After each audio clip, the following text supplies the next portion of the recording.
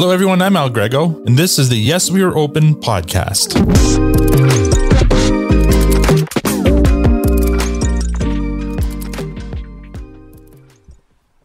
Moncton, New Brunswick, situated on the Petitcodiac River Valley.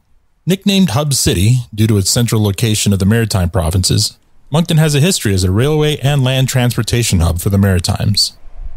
Moncton was settled in 1733 and officially founded in 1766 with the arrival of Pennsylvania German immigrants from Philadelphia.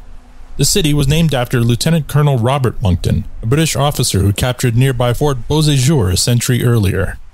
Initially an agricultural settlement, by the mid-1800s a major wooden shipbuilding industry had developed.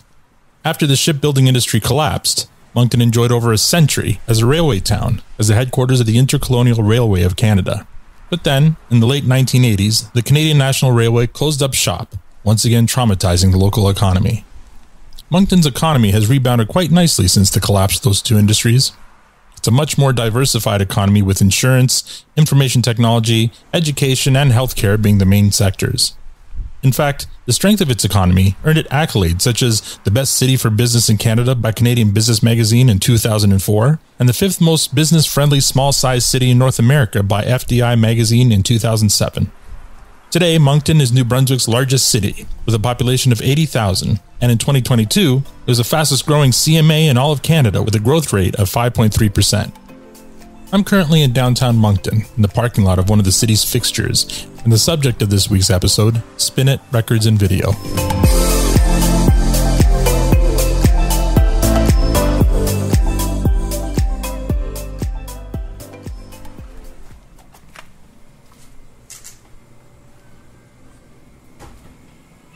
As I enter the store, I'm immediately transported to another time.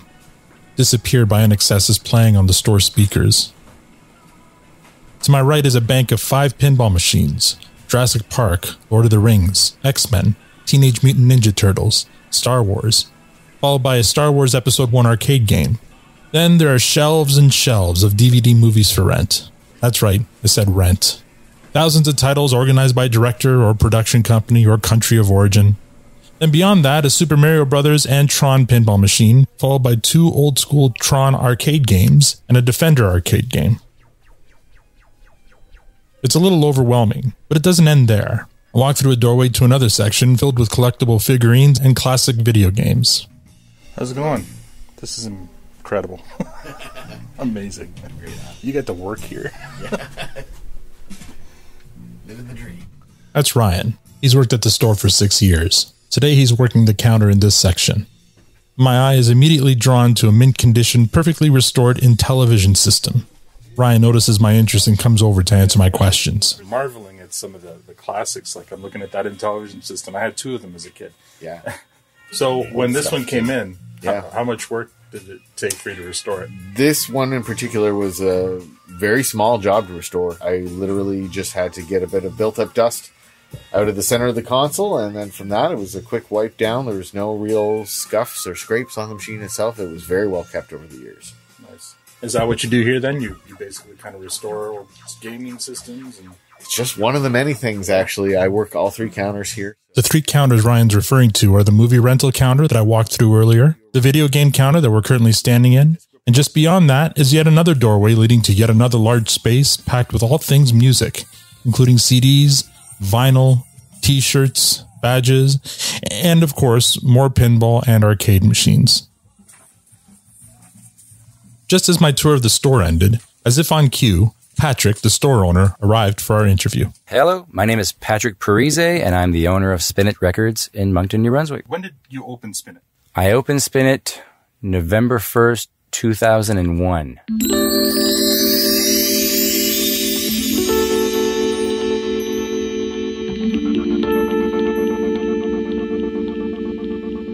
At 19, I went to college, quit after a semester, went to university, quit after a semester. It's like, none of that is for me. I was working in an independent record store, and I thought, this is kind of what I want to do for the rest of my life, but I know that if I do it for this other guy, I'm not going to be able to make a living.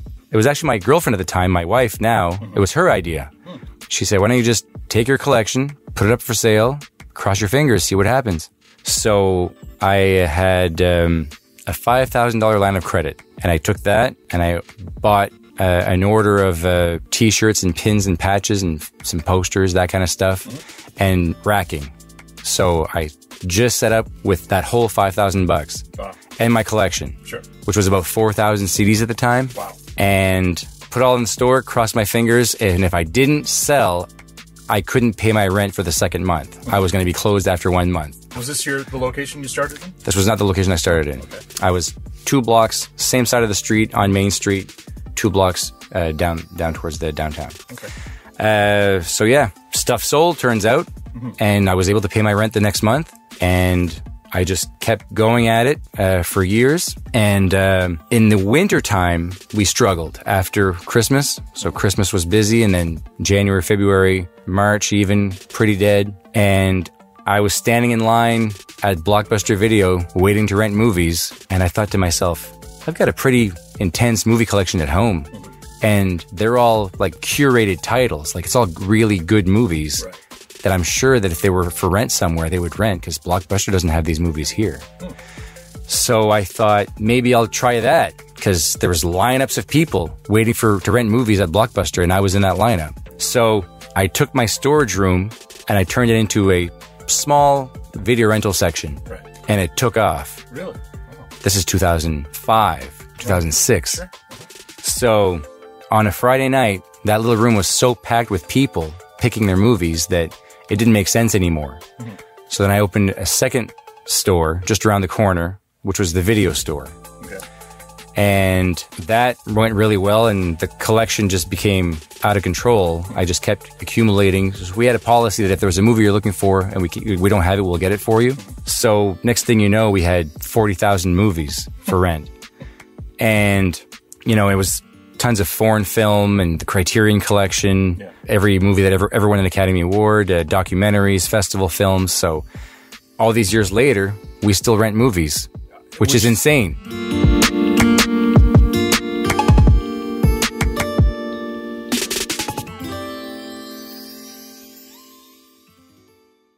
You rent videos here still? I mean, We do. We're the largest video rental store in Canada. wow. Yeah. I mean, how many are left?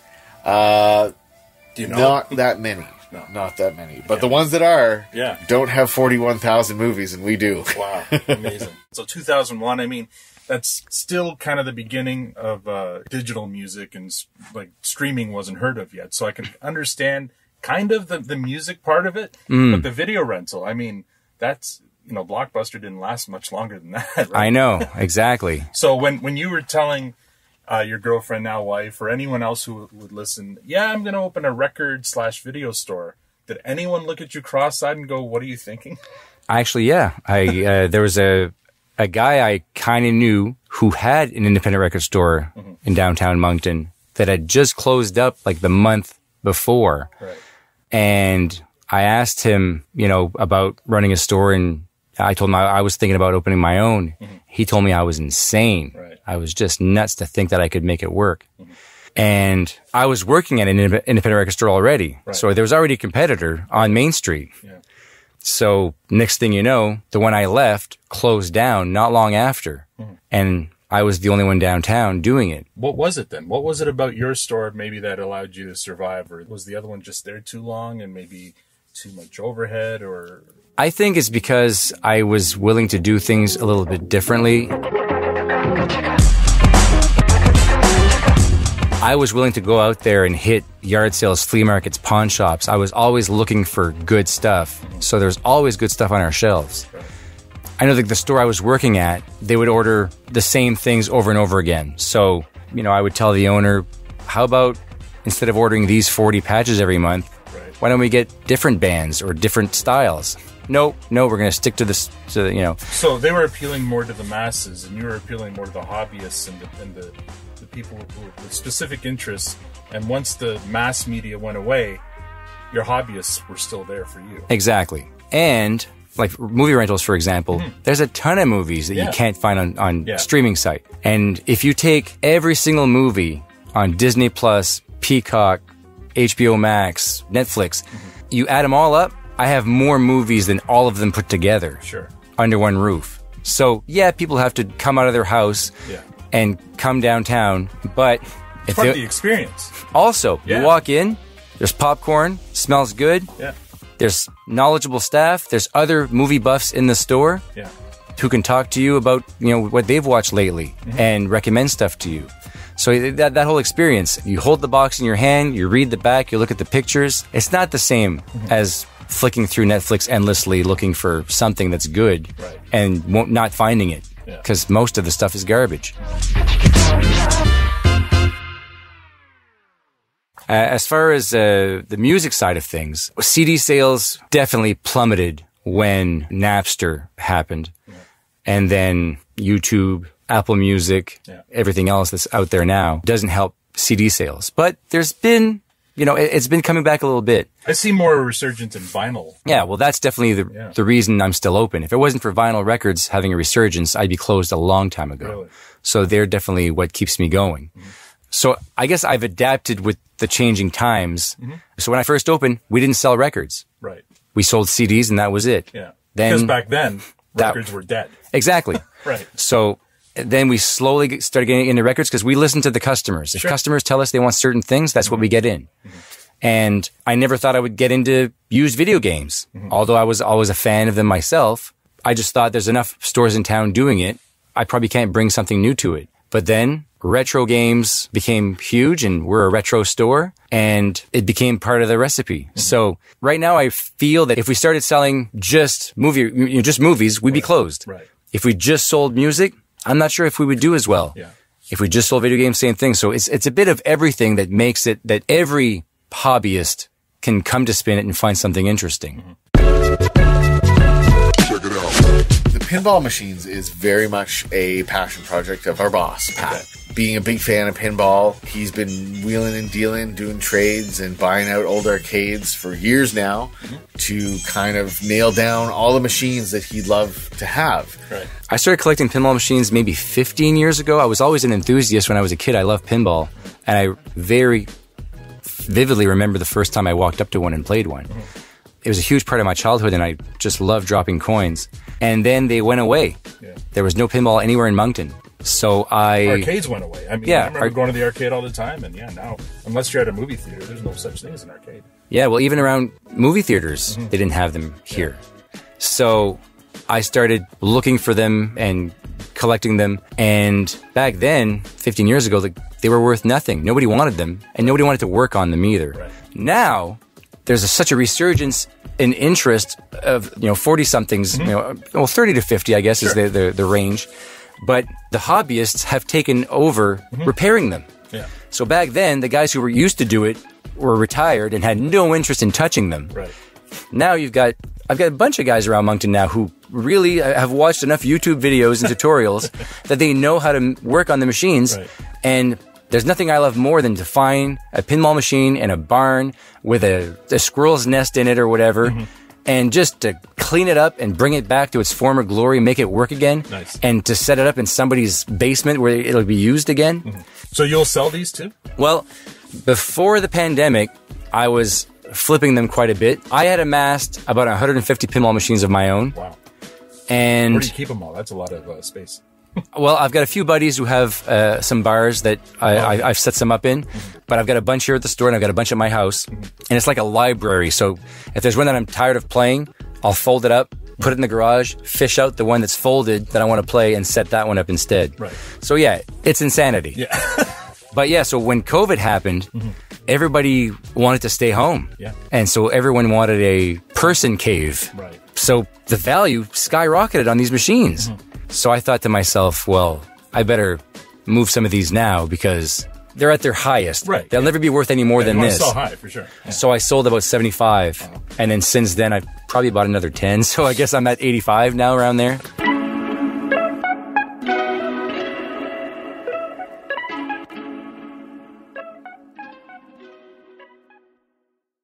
I've bought pinball machines, from the States and from France. When I came from France, it took almost a year to get here. Was it worth it?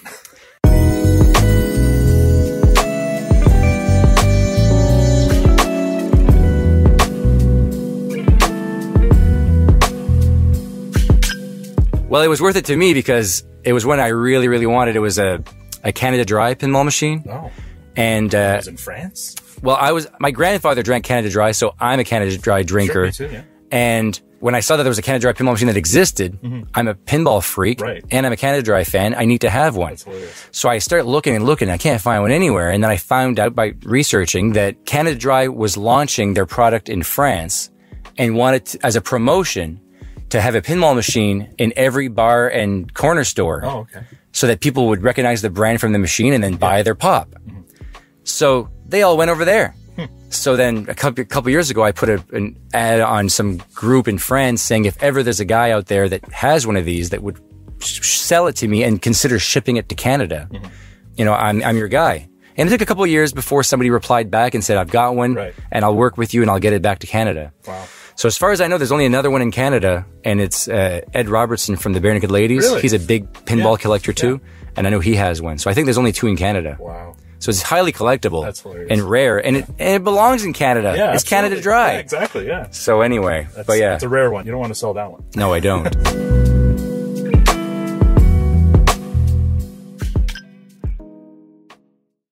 So you had success pretty much right off the bat that you had to open a second location for your video store. So you had the music and video store. Then when do you move to this location? Well, so then both locations ran out of room because I just kept accumulating more and more stuff and stocking more and more stuff and adapting. So when people were looking for arcades and pinball machines, I thought, you know what? I'll throw one in the store and see how it goes. Yeah. And it was always lined up. Really? So I just started putting even more. So I thought I need even more room. Yeah. So then this car dealership came available just a block over from my old locations. Yeah.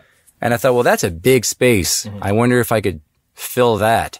Yes, you did. And I did, yeah. So yeah, it's a big store. You know, that there must be 20 pinball machines now and maybe a dozen arcades or something. Yeah.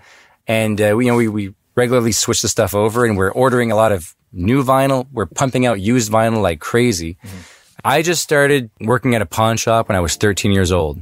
I worked there till I was 19, and then I started working in a used record store. So I always worked with used collectibles. Right. And I just took my childhood bedroom and I threw it in the store, and you made it your living. I made it my living. That's and amazing. when your hobby is your job, you never work a day in your life.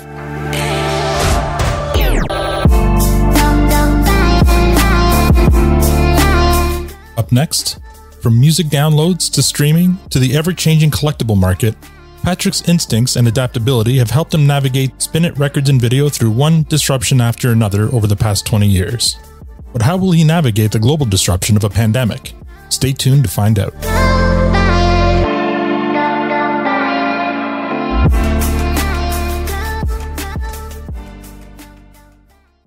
You're listening to Yes, We Are Open.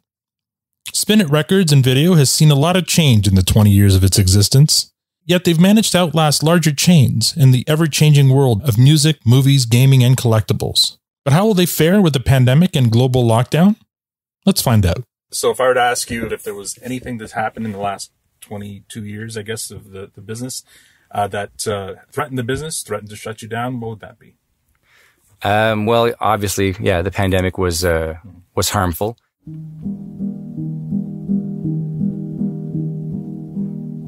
We were forced to close down, and we had to lay everybody off. I think we were closed for almost 3 months. Wow. And I took all the expensive records that are displayed on the wall, like the Holy Grail stuff, and I put them all on the internet, and that's how I was able to pay my rent.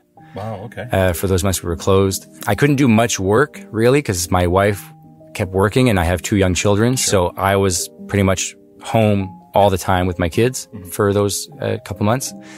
So yeah.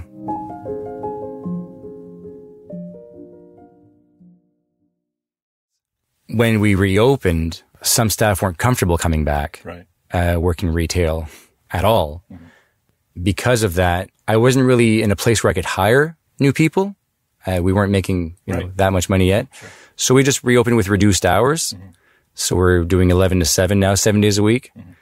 It's changed the vibe a bit, but we all like it. It's an 8-hour shift. And so I only have to have one person work, each counter per shift. There's 3 counters. Where we used to have crossover. So I'm saving money in salary. Sure. So that's one plus. the movie rental side of it has definitely taken a nosedive. Yeah, because like before COVID, we had a lot of people renting movies on the regular. Mm-hmm. People had to make new habits while we were closed. Yeah. So they discovered streaming sites that they might have not known before. Yeah. A lot of them I know started pirating. Well, it's free. Yeah. That's their thinking. Kind of easy. Yeah. Yeah. So when we reopened, a lot of people didn't come back right away, and some people didn't come back at all. Sure. A lot of people who rent movies are of a certain age, who haven't quite embraced technology yet. Mm-hmm. A lot of those people were the most afraid of catching COVID. Sure. So they just weren't willing to come out. Yeah. They didn't want to leave their home. Mm-hmm. And I get that.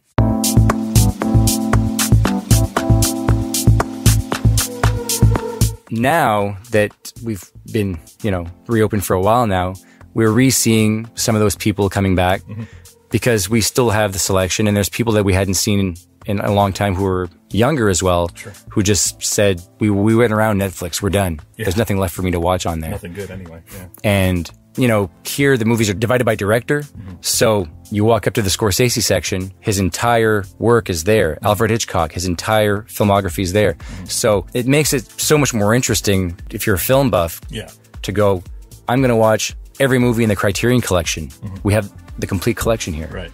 So it's definitely for film buffs at this point. Sure.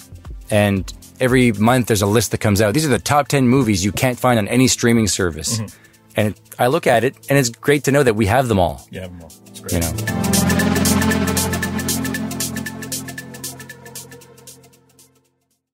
Was there any point where the business might have been in doubt, where you weren't sure whether you'd be able to reopen when you were allowed? No, because I'm too stubborn for that. Mm-hmm. I always find a way to make things work because this is what I want to do with my life. Sure. So I never for a moment thought, that we would close permanently. And obviously when the government funding came in, it gave me some breathing room, and I was able to keep going. So it definitely worked for us.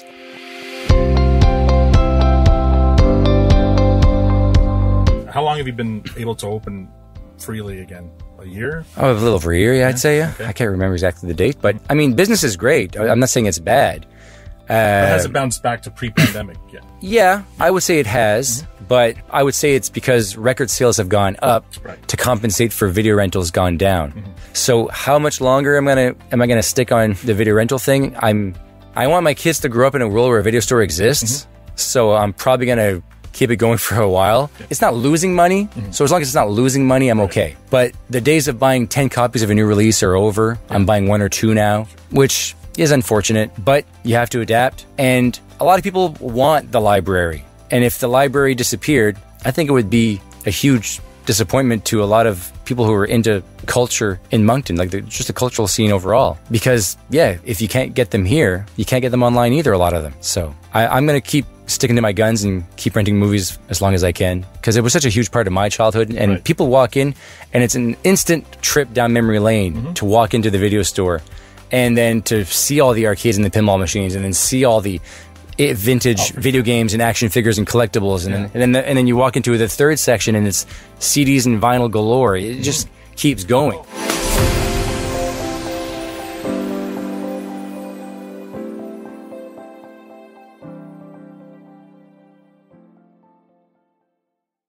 Coming up after the break, we found out what the future holds for Spin-It Records and Video. Success in business doesn't come without moments of struggle. Moments when you had to face your challenges head on. As the proud partner of Canadian business, Moneris plays a critical role in empowering businesses with the payment processing tools they need to succeed. Together, we are building stronger businesses where business owners everywhere can stand up to their challenges without slowing down. Moneris, proud partner of Canadian business. Welcome back to Yes, We Are Open. Spin-It Records and Video have been able to adapt nicely coming out of the pandemic.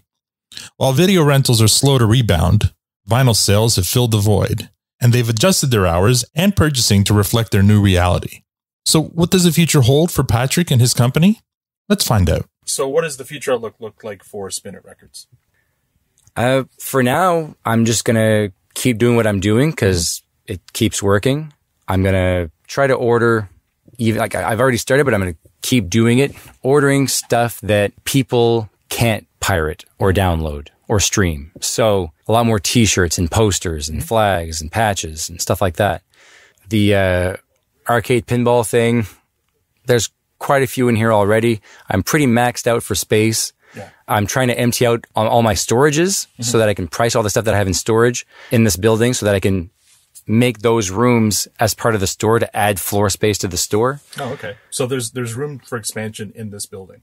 Yes, except that right now all these rooms are filled with records. Yeah. Yeah.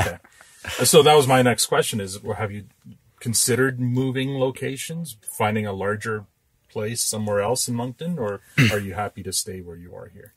I'll stay here until my lease is up for sure. Mm-hmm. I've got, 4 years left on my lease. And then I'll see what downtown looks like then. Yeah. And in terms of, as far as the future with this place goes and you, what would you like to see for the future of this place? I'd love to see our arcades expand a little bit. And is that even possible in here? I know it gets quite tight. But aside from seeing a little more arcades in here, as long as people are still interested in older media and keep bringing stuff in, I think we'll keep at her just the way we are.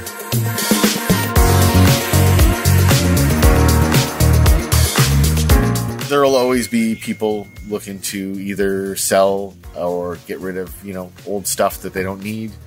And there will always be people looking for it too. So, as long as people still like to be entertained by the physical media, I think we'll always still be around. You basically started a business from your hobby, doing it now successfully for 22 years. How does that feel? It feels great. I never really thought that I would be here still in my 40s. I wouldn't do it again. When I was young, I had nothing to lose. Right. To start over, it would be pretty scary, I would say. Sure. But you didn't know any better. Exactly. I didn't know any better. So I just took a chance and, So I'm very happy that the store is still successful. That when some tourist walks in who's never been here before and gets blown away, and I see them taking their phone out and taking pictures and selfies of themselves in front of a machine or things that they haven't seen in years, or when people just are oohing and aahing about that nostalgic feeling that overcomes them when they walk in. Sure, I was doing that over in television system that I had when I was a kid. Exactly. I love that feeling that it brings joy to people when they walk in. And people love nostalgia. And that's what we do. We sell nostalgia. We sell good memories. And after COVID, that's what people like, to remember a time when they were at their happiest. Right. The last few years have been a bit rough on people. And when they come in, it's like they're revisiting their childhood, happier days. So yeah, I feel good about that. That's good. Thank you so much, Patrick. Thank you. This is a little embarrassing, but I was so distracted by everything in Patrick's store that I forgot to ask him the most important question. So I had to call him back. Patrick, I'm so embarrassed, but I forgot to ask you this when I was in your shop the other day. Is Spin-It Record and Video open? Yes, we're open. Perfect. That's all I needed.